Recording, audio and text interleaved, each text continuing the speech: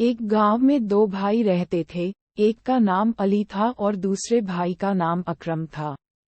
अली हलवा पराठा का ठेला लगाता था और अकरम कुछ नहीं करता था, लेकिन फिर भी वह कुछ जुगाड़ करके पैसे कमा लिया करता था।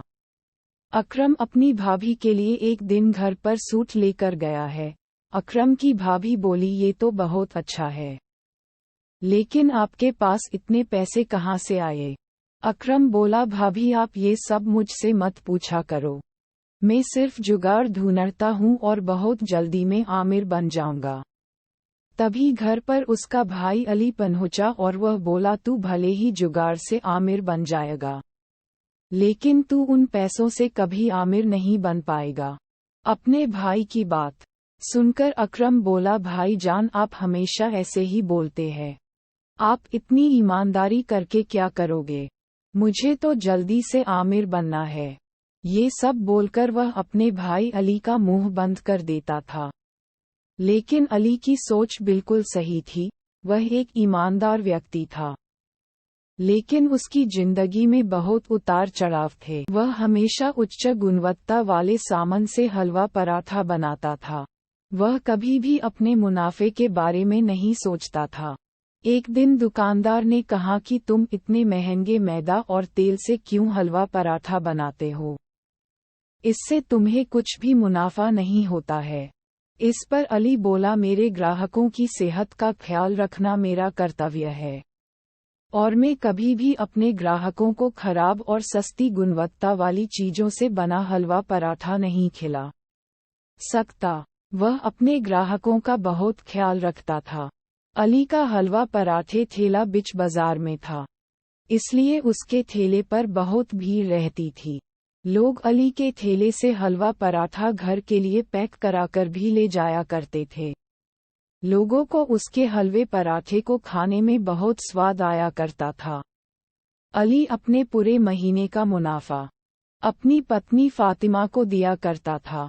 इस बार जब अली ने पूरे महीने का मुनाफा अपनी पत्नी को दिया, तो उसकी पत्नी बोली, ये तो पिछले महीने से भी कम है। ये सुनकर अली बोला कि हाँ, इस महीने तेल के दाम बढ़ चुके हैं, इसलिए मुनाफा थोड़ा कम हुआ है। ये सुनकर उसकी पत्नी फातिमा बोली कि आप भी अपने हलवा पराठा का दाम बढ़ा दीजिए। ये बात सुनकर अली बोला, नहीं फातिमा, अगर मैंने अपने हलवा पराठा के दाम बढ़ा दिए तो ज्यादा लोग खरीद नहीं पाएंगे। ये सुनकर उसकी पत्नी फातिमा बोली कि इस तरह से तो हमारा बहुत नुकसान हो जाएगा। ये सुनकर अली बोला, कोई बात नहीं। ये सारी बात उसका भाई अकरम सुन रहा था। वह बोला, भाई जान आप ये कब सीखोगे कि सबसे पहले आपको अपना भला सोचना चाहिए, इसके बाद दूसरों के बारे में सोचा करो। ये सुनकर अली बोला, मैं ये कभी नहीं सोचूंगा, लेकिन तुम मेरी तरह एक ईमानदार व्यक्ति बनो। अकरम बोला, नहीं नहीं भाईजान, आप अपने तरीके से काम करो और मैं अपने तरीके से करता हूँ। मुझे तो कोई भी जुगाड़ करके जल्दी से जल्दी आमिर बन जाना है।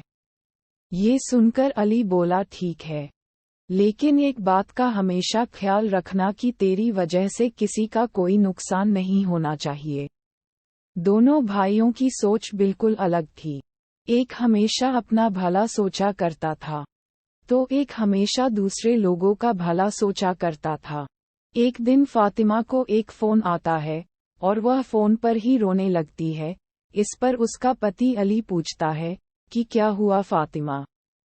वह रोते हुए बोली कि आपकी चाची जिंदा नहीं रही है। ये सुनकर अली चाची के यहाँ चला जाता है और अपने भाई अकरम से कहता है कि जब तक मैं बाहर जा रहा हूँ, तुम मेरा ठेला चलाते रहना। और वह जाते जाते कह जाता है कि हमेशा महंगे सामान ही खरीदना, क्योंकि सस्ते सामने में केमिकल मिला हुआ रहता है। अकरम ये सुनकर कहता है, ठीक है भाईजान, मैं ख्याल रखूंगा। ये कहकर अली अपनी पत्नी फातिमा के साथ गांव चला जाता है और इधर अकरम अली का हलवा पराठे का ठेला लगाने के लिए चला जाता है। ग्राहक ठेले पर आकर अली के बारे में पूछा करते थे कि अली भाई कहाँ पर गए हैं, इस अकरम ने कहा वह अभी गांव गए हैं, कुछ दिन में वापस आ जाएंगे। वह ठेले पर हलवा पराठा बनाकर बेच रहा था। सब कुछ ठीक चल रहा था। फिर उसने देखा कि तेल का डब्बा खत्म होने वाला है। अकरम ने कहा सारा सामान कल सुबह खरीद लेता हूँ। वह अगली सुबह सामान खरीदने के लिए होलसेल की दुकान पर पहुंचा। दुकानदार से सामान के बारे में पूछा। उसने कहा कि सस्ता वाला चाहिए या महंगा वाला। अकरम ने दोनों में फर्क पूछा। दुकानदार बोला कि सस्ता वाला खुला तेल है और उसकी गुणवत्ता भी कम है, और महंगा वाला अच्छा होता है। उसने दुकानदार से कहा कि मुझे सस्ता वाला तेल दे दो, मुझे कौन सा अपने घर का खाना बनाना है। दुकानदार ने अकरम को तेल और सारा सामान सस्ता वाला दे दिया। अकरम ने सारा सस्ता सामान खरीद लिए और उसने अपने ठेला लगा। रोज की तरह ठेले पर ग्राहकों की भीड़ लग गई। लोग अकरम से हलवा पराठा खरीदने लगे। आज अकरम खुश था, क्योंकि आज उसका मुनाफा ज्यादा हो रहा था। वह लगातार बहुत दिनों तक सस्ते सामान से हलवा पराठा बनाकर बेचता रहा। कुछ दिन बाद उसके ठेले पर भीड़ कम होने लगी। ग्राहकों ने ठेले पर आना बहुत कम कर दिया। तभी दो ग्राहक अकरम के ठेले पर हलवा पराठा लेने के लिए आते हैं और आपस में बात करते हैं कि कल मैं डॉक्टर के यहाँ पर गई थी और वहाँ पर बहुत भीड़ थी। सभी के पेट में दर्द था, पता नहीं क्या खाया था। डॉक्टर बोल रहे हैं कि फूड पॉइजनिंग हो गई है। ये बातें सुनकर अकरम थोड़ा चिंतित हो गया था, क्योंकि वह बहुत दिनों से सस्ते सामान से हलवा पराठा बना रहा था। वह सोच रहा अगर ये सब मेरी वजह से हुआ होगा तो पुलिस मुझे पकड़ लेगी। सुने तुरंत अपने भाई अली को फोन लगाया और बोला भाईजान मुझसे बहुत बड़ी गलती हो गई है।